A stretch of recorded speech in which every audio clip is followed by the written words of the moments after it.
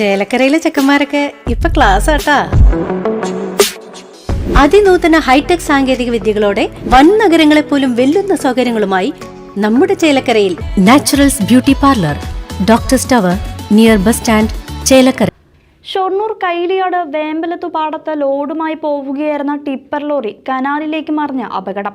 ഷൊർണൂർ കൈലിയാട് വേമ്പലത്തുപാടത്ത് ലോഡുമായി പോവുകയായിരുന്ന ടിപ്പർ ലോറി കനാലിലേക്ക് മറിഞ്ഞു. ഡ്രൈവർ വാണിയംകുളം പനയൂർ സ്വദേശി അക്ഷയ്ക്ക് പരിക്കേറ്റു. 20 അടിയോളം താഴ്ചയിലേക്കാണ് ലോറി മറിഞ്ഞത്. ലോറിയുടെ ക്യാബിനുള്ളിൽ കുടുങ്ങിയ ഡ്രൈവറെ പ്രദേശവാസികൾ ചേർന്ന് വാണിയംകുളത്തെ സ്വകാര്യ ആശുപത്രിയിൽ എത്തിച്ചു.